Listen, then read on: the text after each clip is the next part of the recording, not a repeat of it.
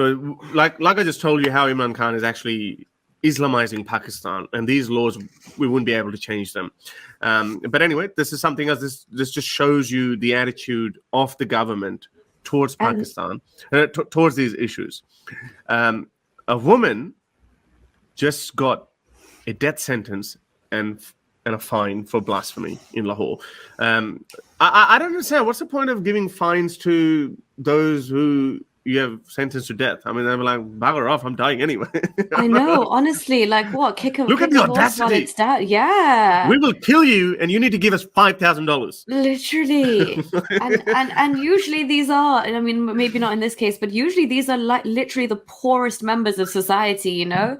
How much of one's dignity can you take away? If there was even money stashed away, if someone's on death row, at least their family can maybe put food on the table while they try and figure out the situation. But no, come down the hardest you can on them. Yeah, exactly. The legal fee. So the details are, it is proven beyond reasonable doubt that accused Salma Tanveer wrote and distributed the writings which are derogatory in respect of Holy Prophet Muhammad.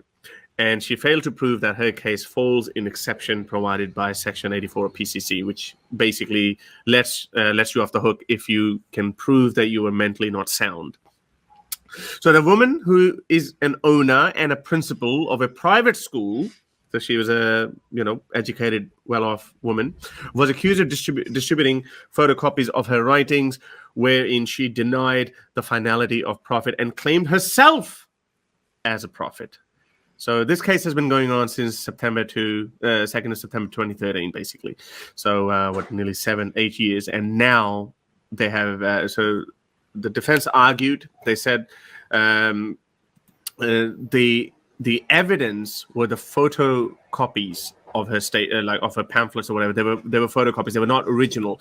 So the defense said that the normal under normal circumstances, photocopies are not accepted as piece of evidence. That's the reason why we get them certified. We get them attested by the police station or a doctor, GP, or whatever. So that was thrown away by the judge. So there's like, nope, they accepted that as evidence. The defense also said that she's not of sound mind.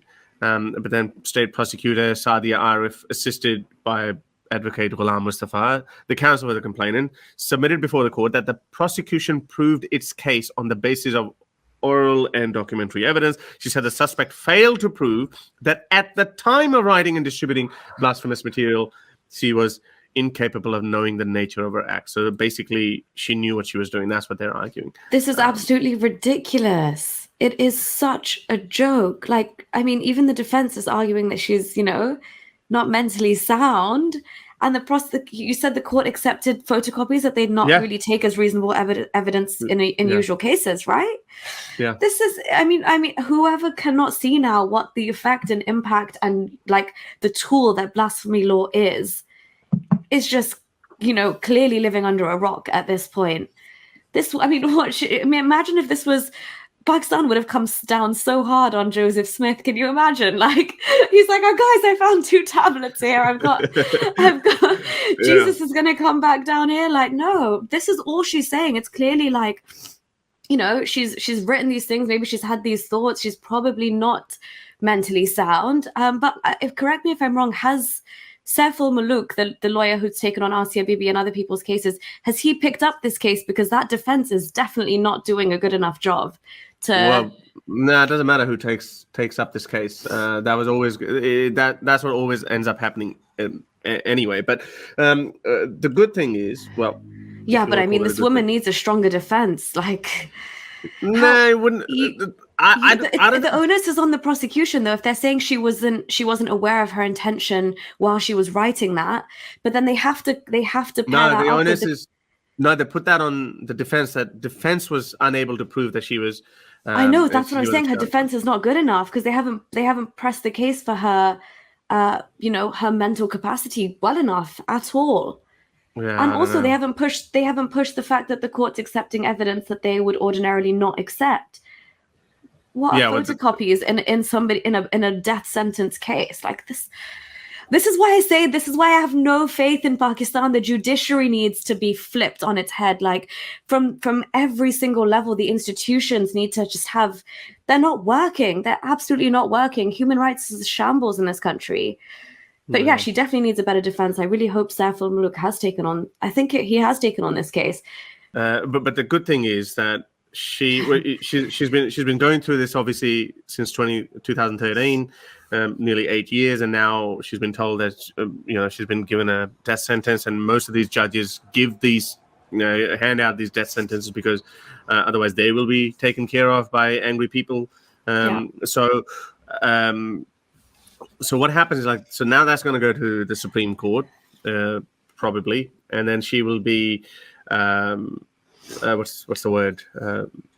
This judgment will be overturned, and then she will have to find refuge in some Western country, kind of like what happened with Asia Bibi. But again, this woman probably, who knows what her mental state she's in right now, what kind of trauma she's gone through. 7 years rotting in prison, and probably in solitary confinement, because these kind of people, they're not safe in jails either. So yeah, that's just and honestly, just to kind of top off what you were saying with this problem, I worked for an organization that was based in Pakistan that actually is they were trying to put a moratorium on capital punishment, especially for minors who were caught up on death row, for example, because things like intent are really, really important things to prove, and these minors were clearly not of sound mind, and a lot of the time there was actual village feudal family clashes or revenge, or they just scapegoated this child because they came from a poor family and they were kind of manipulated to do so. So this organization was fighting for the fact that minors shouldn't be on death row, and any time there was a case attributed ever so slightly to blasphemy, they would always they're fighting so hard, but for blasphemy cases they would just step back. And I was here in the UK and I was like, why aren't we pushing for this case as well? And that's where you see the button, everybody all round,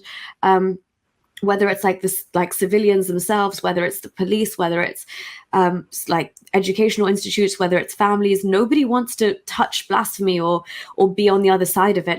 This is why you have to walk on eggshells. And that's why these cases never get picked up. And I think I tweeted about Saif al-Muluk because he has guts in a country like that to, actually I met him. Did you? Yeah, I met him in Amsterdam. Yeah, he came and oh, wow. he explained. He talked about all the cases that he had been representing, and mostly people of that nature. And he actually was given offered Dutch citizenship, but then he said, "No, I'm going to go back, and most likely I'll be killed at some point." Yeah, but he actually rejected it. So yeah, that's quite. He's quite a gutsy guy. Yeah, mad respect for him, honestly.